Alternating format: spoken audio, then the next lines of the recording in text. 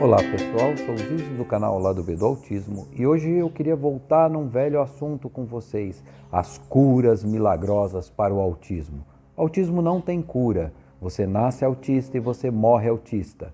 Aviso já a pais e mães de autistas, a gente pode ser feliz, a gente pode ter uma vida funcional, a gente pode aprender muita coisa como qualquer outro ser humano aprende, como qualquer outro ser humano evolui, melhora, a gente pode ter uma vida independente, autônoma, mas a gente nunca vai deixar de ser autista. Então, se alguém te oferecer qualquer coisa sobre cura, sobre sair do espectro, sobre perder os sintomas de autismo ou acabar com os sintomas, esqueça, fuja dessa pessoa. Isso não é verdade. Quem nasce autista, morre autista. Primeiro isso. Segundo, qual é a coisa do momento que eu ouvi recentemente? Fenótipo ampliado do autismo. FAA. Bom, antes de eu falar sobre isso, eu queria dizer uma coisa.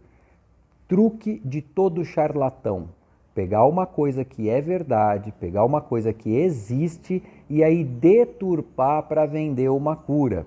Para pegar um exemplo bem corriqueiro, que não tem nada a ver com autismo, física quântica é uma coisa que existe? Sim, existe. Existem estudos, cientistas, enfim, existe física quântica. Isso quer dizer que através da física quântica eu consigo moldar o universo de acordo com os meus desejos? Não, não tem nada a ver uma coisa com a outra. O fenótipo ampliado do autismo foram pesquisas, foi descoberto, foi definido através de pesquisas. No começo dos anos 90, lembrem-se, quando não existia sequer o diagnóstico oficial de Asperger, hoje autismo nível 1 de suporte, quer dizer, as pessoas nem sabiam o que era autismo nível 1 de suporte ainda. Mas alguns cientistas naquela época preponderava a compreensão do autismo como algo psicológico, como algo da mente, não neurológico.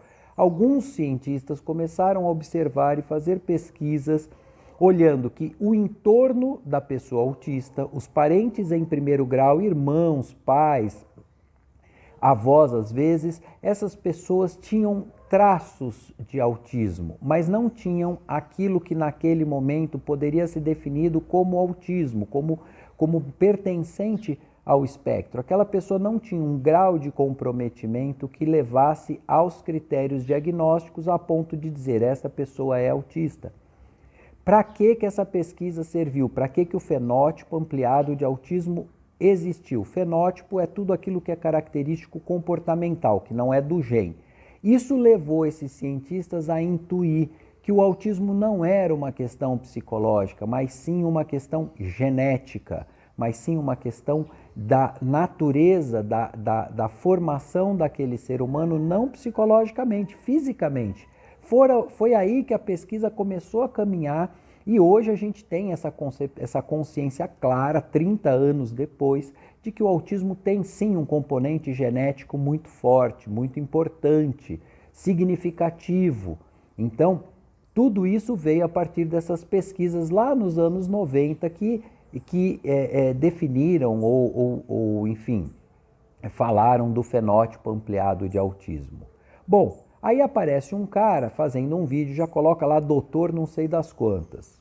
Enfim, e ele começa a dizer que o autismo nível 1 de suporte, quando bem tratado, vira fenótipo ampliado de autismo, ou seja, a pessoa muda, ela deixa de ter. Primeiro que quando a pessoa usa a palavra sintoma para falar de autismo, para mim já está fora da curva. Já tchau para você. Eu não tenho doença nenhuma, eu não tenho sintoma, eu tenho característica. Eu tenho um cérebro diferente e o meu funcionamento cerebral, né, neurológico, ele tem certas características, ele tem algumas coisas que são comuns ao meu funcionamento mental. Então isso não é um sintoma, isso é a forma como o meu cérebro funciona. Isso é uma característica do meu autismo ou do autismo de um modo geral. Então, primeiro que não tem sintoma. Segundo, que se é uma característica do funcionamento do meu cérebro, eu posso conseguir ter uma vida útil, uma vida funcional, como eu já disse, posso ser feliz, posso casar, posso ter filho. Autista pode tudo. Isso não quer dizer que eu deixei de ser autista. Então, por trás desse discurso, personalidade autística, sintomas leves de autismo vira fenótipo, quer dizer, nada disso existe. Não há cura para autismo. Existe o fenótipo ampliado de autismo? Sim. Pessoas que têm alguns traços, alguns comportamentos semelhantes ao autismo, mas tão leves que não chegam, não levam ao diagnóstico, não preenchem os requisitos diagnósticos. Essas pessoas normalmente estão no entorno de pessoas autistas, principalmente com 1 grau de parentesco, digo 1 grau assim, a distância de 1 grau, né? Pai, parentes diretos, irmãos. Hoje, eu acho que com a nossa compreensão do espectro, passando por um bom profissional, talvez essas pessoas sejam autistas. A gente não sabe a amplitude do espectro, o espectro é uma coisa fluida, não tem como eu dizer, ó, a fronteira é exatamente aqui. Eu mesmo passei quase 50 anos da minha vida vivendo com autismo sem nem saber, passando despercebido. Foi quando eu fui investigar, quando eu fui estudar, que eu vi e falei, nossa, eu tenho essas características.